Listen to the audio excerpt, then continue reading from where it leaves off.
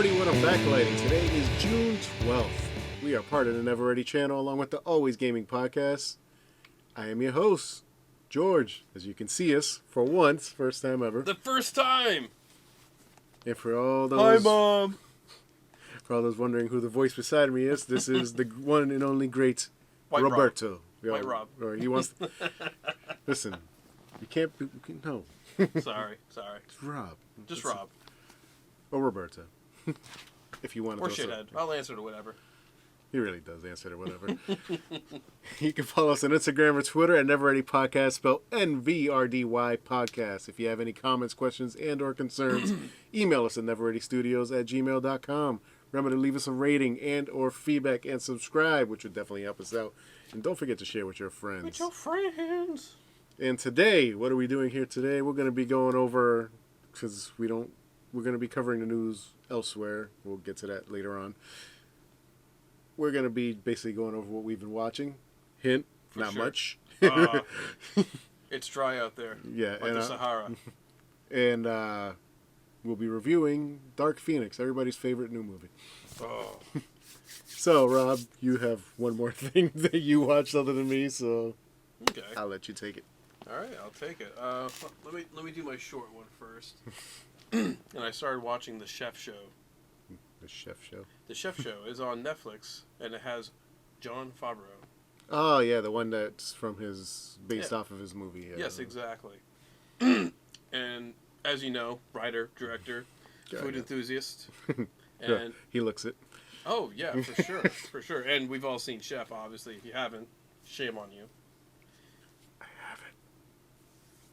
You have. Shut the fuck up. No, I haven't. You haven't? I had it on once, but I had to Dude. go somewhere, and I never got back to it. What are you doing with your life? A lot of things. No. If you get the chance, go watch it. Oh, no, I want to watch it. It's a great movie. It's one of those movies on the list that I want to watch that I just completely forgot about, because, that list Yeah, always yeah, ends up getting so long that you're just like... Every week it gets longer. Yes. No, I hear you. And what I like about the show is that he's a celebrity, but he actually has an actual love for food, Oh, yeah. and it's not fake on any level. I don't know, didn't he, learn how to cook Oh and yeah, everything for a chef? yeah. His friend, Chef Roy Choi. Yeah, we'll leave that there. Yeah. But watching him cook and show off simple culinary skills, Yeah. or hacks, as you millennials call them. I'm a hacker, bro. Hack. I'm like, dude. It's really entertaining, and I also like how he brings his friends in. Mm-hmm. Like you have the second or third episode, it has Robert Downey Jr., Tom Holland, and the very first episode's Gwyneth Paltrow. I've heard about that because they were talking about.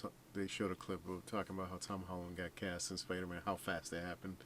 Yeah, and the new thing is that Gwyneth Paltrow had no idea she was even in Spider-Man: Homecoming.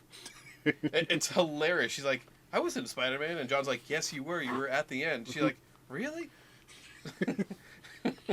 Not a fucking clue. All these Marvel movies blend together. They Yeah, just sure. get that phone call. Hey, I need For you to sure. show up. All right, It's just I'll be random here. one Yeah. scene, and you don't even know where the scene is. But yeah, it's really quick. It's a really interesting show. And with our new rating scale, I give it a 3. The 3, which, for those who don't know, could have been better. It could have been better, but I mean, it's a cooking show, so By the way, speaking of the rating scale, I feel like we should go over it so people yeah, kind of let's get. do that so people aren't confused. Because now that we're on video, I will. Listen, we're learning the whole video piece of it, so this will be. Bear with us. Yeah, so we'll all be growing together. Our rating scale, top film will be an instant classic. I feel like that's going to be a hard thing for It's a films 1 to to reach. 5 scale. Yes. A 2 is a must-watch. It's a good movie, you should watch it, but just not that great film that... Not one that you need to watch right away, but definitely one you need to put on your list. Yes. 3 could have been better. I feel like we could change the wording of this, but the purpose of that is that it's a film we liked, but you felt it just could have been a little better. It just didn't hit certain notes or whatever that resonated with us in any way. 4 is just meh. I feel like meh is very self-explanatory. Yeah. And 5 has become Rob's favorite. This can be either or. I like it. For most simpletons, it's trash. For us, it will forever be the Venom scale. Venom scale. God damn you. So yes, so Minus Tom Hardy. Tom Hardy, only good thing. I watched about 5 minutes into that movie and I couldn't get past it. So I tried, people. I tried. Let's not talk about it. Okay. I'm getting hot flashes. Okay. We'll spray some Febreze on you. Start fanning me, George. That's my review. On to yours. Okay, so my only other film other than Dark Phoenix that I watched was Knock Down the House. This is a Netflix exclusive. Oh. It's a documentary about, they follow 4 women entering the political race at the time. It was around circa 2017, 2018. So not too long. Yeah. It's basically women who want to change the way Congress is, because it's like, I believe they said the number was like 85% male, white, Yeah. Rich guys or whatever. So they wanted to change, try to get some more minorities, some more females, just change it up, get more representation in there. There is one big star of this, which I think the interesting piece is, obviously this is a documentary that the director was following them for like 2 years. So she didn't know any of these people were actually going to win when she started following them. One does. Spoiler, I guess. The infamous AOC herself, Miss Ocasio-Cortez. She's followed. You see that Cinderella story of her taking on a guy who was in office for like 14 years already at the time. Mm-hmm. Nobody ever really went up against him. So people were shocked to see that somebody was actually going against them in the primary. They're like, "Well, wait a minute. Why is their name here?" It shows you how much the guy didn't care, too, because like she does, they do a debate, and he literally sends like some subordinate to the debate. Like, he doesn't even show up to it. I got better shit to do. Yeah, pretty much. And they give you the stupid political bullshit of like, he does care about your community, but he had other prior commitments, he couldn't show up, and you're just like, this is why I hate politics. that was bullshit. Oh, yeah. Works around. Yeah, she just kept fighting to the point that later on he actually does come out to debate her because she picked up that little groundswell. He started getting attention of like, she's got more people than I thought she would at this point behind her. So it was pretty interesting in that you just see all that. You feel unfortunate for the other women because they were all doing it for different reasons too. Like we have one from, I forget all their names, so bear with me. But we had one from Ferguson in Missouri, where everything was happening, and she's like, I live down the street. She's like, these politicians don't know what's actually going on here. I want to get in there. I live this shit, bro. Exactly, pretty much. Yeah. Then we had another lady from Nevada, where she wanted to changes in healthcare because her daughter died. She was like a 20-something, like just fresh out of college, type thing, or going to college, something. But daughter died because she had a blood clot, but she didn't have insurance, so the doctors wouldn't see her, and she ended up getting a pulmonary. Special, so and again, and she died because of that. Like, she was basically brain dead. Oh, wow. Because it burst. Jesus. So her purpose for fighting is she wanted to change the healthcare system. She wanted to go out there and do something, because why should anybody die when you're right there at the doctor's and they refuse to see you? Which is true. Shouldn't happen. I'm not going to get political in it. I ain't going to get political in here, but it's, yeah. Let's talk about the movie, damn it. Yeah, it's a citizen. I'm staying there. Then the other one was a lady from West Virginia. Apparently the water is very polluted over there, and it's causing these fumes to go up, and it's causing cancer in a bunch of people from the coal mines that were around there. And she literally drives through an old neighborhood that she used to live at, and she was like, that kid had cancer, that kid had cancer, that kid had cancer, that kid, like almost every fucking house, so she knew everybody like had cancer. She was fighting, and like I said, unfortunately, only one of them gets in. But Miss Ocasio-Cortez does say is like the reality of the situation is it takes 100 of us to try for one of us to get in, which is the truth. Yeah. Unfortunately. Yeah. Not wrong. Yeah. I'm not gonna go into my political views on it, but it was actually a very fascinating, fun watch. Very breezy too, because it's only about an hour and 20 minutes. So Definitely an eye opener. yeah, it's one of those. I've been watching a lot of those with the wife these days. Mm. She watched. It's a weird world, man. I believe she watched more stuff than I did this week. She watched like the Khalif Browder story. Shit, what's she doing right now? Hey! She watched. Hey! Actually, she's upstairs watching Moonlight right now. So I didn't see that. I haven't seen that either. That was the Oscar winner from Yeah. last year, not this year. I watched like the last 5 minutes and it confused the fuck out of me. I'm good. Why are you watching the last 5 minutes of a movie? I caught the last 5 minutes one time. It was like years ago, like when it first came out.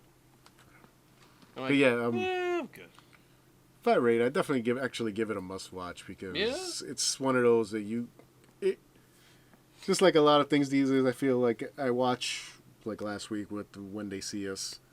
Of course, that for me that was definitely a must watch. That was more instant classic for me. Really? It's just like, Okay, that's cool. It just has to be like because it's a must watch, but it's something that you need to see. It's not like, oh no, when you get time, watch it. It's like, no, go, you need to go watch that. Definitely. But this is a must watch when you get a chance. Find your time. But like I said, it's a breezy sit down. You don't feel it, which is a good thing for documentaries because at times documentaries can really just like weigh on you and drag you down. We're like, when we get into the good part, we're gonna get to the good part. This one is just starts right off, keeps you into it for being political too, because that's another iffy subject that's hard to sit through. Yeah. It's like you get into like something political. It's just like, all right, you're either gonna hit me or miss me. So you're not. All right, with that, I take it back to you. Take it back to me. I Am Mother. I've heard about this on Netflix. Sci-fi / suspense. Oh really? Oh really? Yes. On Netflix. It is starring Clara Regard. Yeah, I don't know. Yeah. Basically no one I've ever seen before. And then has Hilary Swank. And Rose Byrne does the voice of the robot. Which I did not know. I didn't even pick up on that. I'm like, oh, it's a good thing. Yeah. Maybe you don't pick up on. The premise is it's a teenage girl, and she's raised in this underground facility by a kindly robot mother. And she's designed to repopulate the Earth following the extinction of mankind, but the unique bond between mother and daughter is threatened when this random stranger arrives with some alarming news.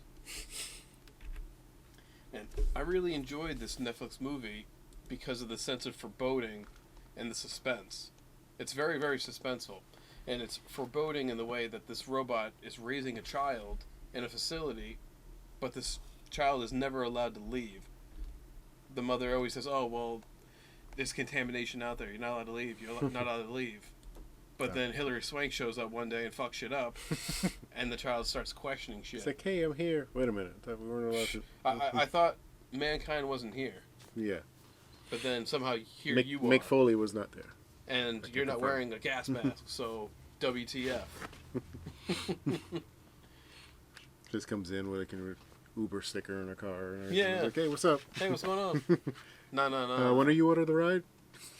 But then she realizes that, the daughter realizes that the mother's been lying about a multitude of different things, including that she's not the first run of the child. So this facility has like 65,000 embryos in it. And we were meant to believe that she was the first one that the mother raised to grow up. But actually she's like the second or third. Because this mother, the robot's trying to raise the perfect humans. Better than what we currently are. Really smart and ethical. That ain't gonna happen. Yeah, that ain't gonna happen, exactly. But then the daughter quickly realizes all this and then says, psh, I'm out, and leaves with Hilary Swank. But then she realizes Hilary Swank isn't really being honest either. Of course, why not? And it's seemingly that they're the only humans left. And she was misled to believe otherwise. that there might be some people out there, but no, not really. It's just Hilary Swank. Great. That's quite swank, you might say. Yeah. I ordinarily go into what I didn't like about the movie, but I actually really liked the movie. It wasn't a bad movie. It was a very solid Netflix movie. It wasn't the best thing that they have, but really enjoyed it. Yeah. Solid. And I don't ordinarily go for the sci-fi robot movies. You love sci-fi robot movies. No, I don't. Yes, you do. It's your biggest thing. Didn't do anything for me. You said iRobot was your favorite film. I never said that. He told me. Never he said told that. me in confidence. And I broke that confidence right now. Really solid film. I liked it. On the new rating scale, I gave it a 2, between a 2 and a 3, 2.5. So it could have been a must-watch.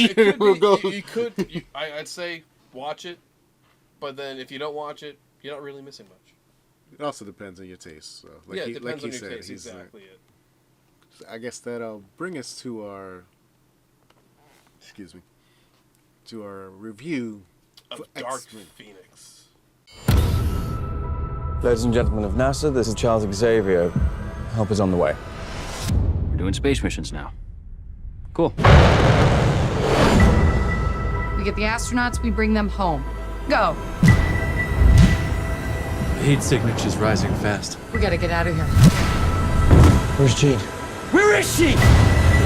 Jean!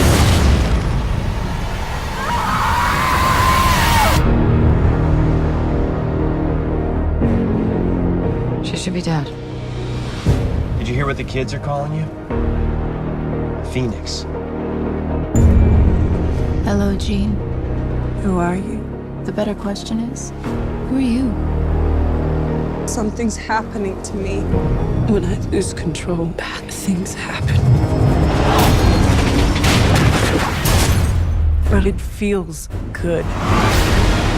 That power destroyed everything it ever came into contact with. Until you. The X-Men fear you. And what they fear, we seek to destroy.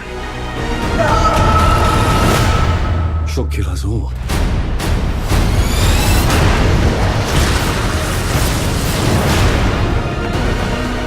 The girl dies. She's still our friend. She's not Jean anymore.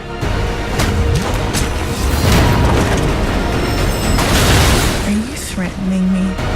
That's right. That would be a bad idea.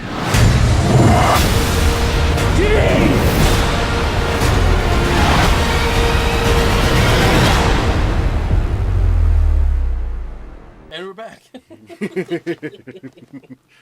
Sorry. Yep. We're figuring this out. Bear with us. But yeah, he's wearing a green shirt, so I really can't do a background on this one. So. But yes, I digress. We'll just have a green screen background for this episode. I won't wear green again, I promise. All right. The premise for Dark Phoenix, this is off IMDb, so don't yell at me. Jean Grey begins to develop incredible powers that corrupt and turn her into Dark Phoenix. Now the X-Men will have to decide the life of a team member is worth more than all of humanity. Don't ask me why I just read it like that. Just don't. But yes, Dark Phoenix. Okay. Let me try to get some good stuff out of the way first. Yeah, do it up. One, Fuck haters. One, it's not the worst X-Men movie. You remember Apocalypse? Go ahead. Oh, wow. Okay. Go ahead. X-Men The Last Stand? I don't know what movie you're talking about. Exactly. There we go. This one, as always, I feel like you could say this for every movie these certain actors have been in. Then Michael Fassbender, James McAvoy, always just show up. I don't know. Like, I was actually upset at points with Fassbender because he's doing his best with such a shitty script. What the fuck was going on with his mustache? You see that shit? No, I did not notice that. Oh, but now you're gonna make me go watch it again just to see what the fuck was up with it now. So I don't know if it was every scene, but the scene where Jean Grey, she goes to Genosha, Yeah. there's every time you see like Matt Fassbender's face, there's like a little bit of like hair, like a patch, like right here, and it fucked with me the entire time. I'm just watching. I'm like, what's going on? Is that not a complete mustache? Did he have a zit that day? What the fuck's going on? I don't know. Maybe he just has a patch there. It might be. It I happens don't to know. people, you know. I thought like he's a manly man. Like why would you have a patch there? Or no. Yeah, him, McAvoy. Oh, I feel like Jennifer Lawrence did slightly better than she did in Apocalypse. She actually kind of showed up, but I think that's because she knew. but she didn't last very long. I was gonna say she Spoiler knew. alert. Yeah, spoiler alert. It's she. Such a spoiler that they spoiled it in the fucking trailer for the film. Pretty much. And then the director/writer spoiled it in an interview after the trailer came out. So this was fully known in advance. But yes, Jennifer Lawrence dies in the film, which I think the only way she was coming back at this point. Oh, for sure. She was like, Kill me off. I got better shit to do. Yeah, she was like, you're gonna make me come back for another one. Just kill me. Just kill me. If you do that, basically the Bill Murray syndrome. That's what he said for years about Ghostbusters. That I'd come back if you kill me. But yes, also some of the actors are. I don't think the acting was really all that bad overall. It's just that script. There's just some lines in this movie that's just like, what? Like the ex-woman line. I was like, I feel like that could have been delivered a lot better. Yeah. Or just written out better. Mm-hmm. Just worded better. Which, I don't know. Kinberg's a hit or miss writer, I guess. Kinberg, whatever. It's Mr. Simon. This was his first film directing, which I must say, direction-wise, it wasn't all that bad. So No. And that is my the only one that thought the story. Yeah, I know I was supposed to stay in the good stuff, but it was about probably like only two things. This story just like wasn't not coherent throughout.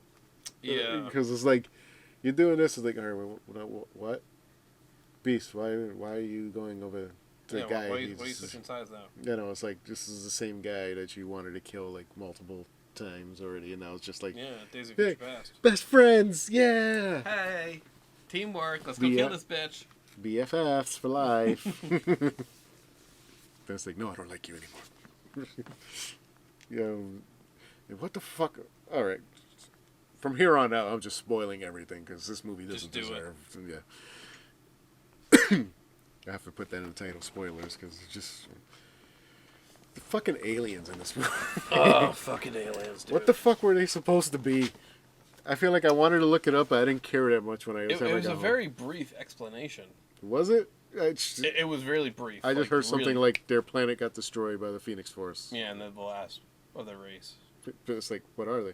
Yeah, exactly. It was really brief. They just skated right over it. Are they like a tree race? Are they like Groot type race? Camouflage Groot. Yeah, like they're like Skrulls mixed with Groot. I don't know. Yeah. Yeah. It's very weird. Then they have like weird powers too. Well, not weird powers. They were all like night crawlers or beasts, pretty much without the teleportation. Just more beasts. They'll go more beasts. Yeah, more beast. More agile and super strong. And then the one chick who's trying to take the Phoenix Force out of Jean. Yeah. Was that Chastain? Chastain. Yeah. Jessica Chastain. Yeah, Chastain. Chastain. Damn it. God damn it. Edit that out. You know, I enjoyed a couple things. I enjoyed the graphics. Graphics were fairly decent. Yeah, the effects were done very well. I like the fight scenes. Yeah. Fight scenes were cool. They were. They're for Both nothing else. Just using their powers defensive and offensively. Oh, I forgot to bring one more thing up. Cyclops is actually a character in this one. He just he doesn't show up just to get knocked out in 5 minutes like he did in the Bryan Singer films. So, kudos to you. Too bad you're never going to be playing the character again. Well, you had your moment in the sun. He was also that kid from Ready Player One, for those who don't know. Yeah. I didn't get to see it, but I recognize him from the trailer. One day. One day. One day. I'll make it one day. Why are we doing British accents? I don't even know. Anyway, back to your points. they cut you off. No, I also enjoyed the second fight scene at the end. That was interesting. That was the reshoot. Really? Apparently, their original ending was much closer to Captain Marvel. And it was supposed to also be... It's much closer to Captain Marvel and Captain America in a way where it'd be more of a Civil War type ending. Let's check that out. That's interesting. There was supposed to be like some type of registration act. Marvel did it. But I'm not registering. I'm confusing something else with it. Yeah, that was the unmade Fox crossover film that I'm thinking of. With the What did you think of Professor X in this film? It's excuse me. It's closer to the way they show him more in the more recent comic runs, where he kind of let his ego run more. I'm not familiar, so that's why I asked. Okay. Well, yeah, because back then he was more back in the original X-Men run. He was more like this noble guy who always did everything for the right reasons. Yeah. And then I see this, and I'm like, dude, what the fuck? I forget where it started, but somebody had. Forgive me for not citing the source of the writers and stuff, but but I know they had a couple runs there where they made him slightly more egotistical. Yeah. Where it was just kind of like, I'm the one who knows what's right and everything, and people just kind of start seeing him. I think that was close to the time where Cyclops became like the full leader of the school, where he like kind of just booted out Professor X completely. Where he was just like, yeah, you don't know what you're doing anymore. Your wheelchair's outside. Yeah. Well, at this point, he was walking again. Which one again? Once again, I don't remember why. Jesus. Comics, Yeah. Hey, I'm crippled. I'm walking. I'm crippled. I'm walking. I'm crippled. Yeah. They can never make it. So you have anything else for this movie? I'm trying to think of some things. Yeah. Like I said, the acting wasn't bad. It was just all over the place. I didn't think it was an overall bad, like really bad film. No, there's worse films you could watch. Oh, for sure. There's worse films. Like I don't think it deserves like some of the ratings it's been getting from critics. Yeah. I think that's just Definitely. the apocalypse hangover, as I like to say. Where they're just like it was definitely the beginning of the end at Apocalypse. But. Yeah, and there's also with this one is that everybody knows the rights are back with Marvel, so they kind of Let's see what Marvel does. They don't want to they don't want to go watch this one because it's not making much money in the box office. They don't want to go watch this one because at this point it's just like we already know you're getting rebooted, so it's like I don't want to waste my money on something. No, we're not going there. Oh, are we talking about that later? No, we're not talking about that later. Okay, so I can talk about it now? Yeah, you could. We're getting more episodes. Yes, because we don't have news yet. Uh, But we will talk about that now as, by the way, ratings. Oh, yeah, we'll go into ratings. So I got a 4.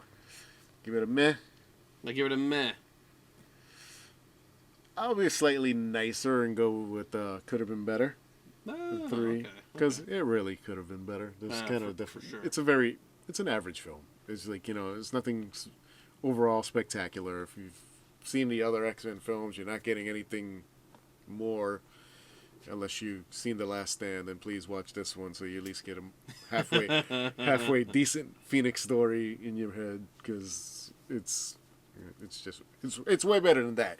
If that's what your barometer wants to be of The Last Stand or Dark Phoenix, then if we want to rate it on those standards, then this is a fucking instant classic, all right? But yeah, and onto our before we end the show, which is actually a very quick show, as I can see. Oh, yeah. And plus we don't have Pedro today. Oh yeah, Pedro can't stand to sidetrack us, so but he will be here next week. We love you, Pedro. As long as he goes to see Men in Black. You better go fucking see Men in Black. Yes, that is our movie we'll be reviewing. I will not be left alone again at a goddamn movie theater. Be the only one watching something. Oh yeah, we're all gonna go see it. The best part was that was like the first week we were supposed to do it. Anyway. And yes, we will be having basically a separate show. If you follow our YouTube, this is at least I want to try to do it at least twice a week. Where I'll just briefly give you like a rundown of the news report, major news of the week. I think two times a week should be good. Whereas every couple of days get in there. I believe Jose, aka Al, will be doing the same for Always Gaming, where any major game releases or game news, he'll get on here and record something real quick and drop it in. You guys must have had a lot to talk about this past weekend. Well, good segue here. Ah. Also, if you want to keep following us here on YouTube, you'll notice that we have our E3 reactions where Jose and I have watched two press conferences, the Microsoft press conference and the Square Enix, and he watched the Nintendo press conference because I was at work at the time, so he had that day off. I would love to see his reaction to the Square Enix. The thing is, you don't see him because his camera wasn't working, so you hear him, but you see me, which I didn't know that's the way it was going to work. I thought because I thought we were in Skype. We did that one through Skype, so I thought it'd be one of those where matched videos thing. Yeah. I watched a little bit of the video earlier, and I see myself there. I'm like, that son of a bitch. He just left me out there solo. But he did the Nintendo solo, and he nerds out at points, which is kind of hilarious. I watched that before we started the show. Check it out. So yes, check those videos out here in the Never Ready channel. It says Studios for now. We're fixing that. Studios is going to be for a separate endeavor. But, yeah, that's about it. If you enjoy us, obviously like, subscribe, comment, share. Please share. Yeah, please share. We want to try to get out there a little more. With your friends. Or even people you don't like. You know, if you think this will be torturous to them, yeah, send them on. I will gladly torture your enemies for you. And I think I think I will sign off with that. So, thanks for watching. Peace.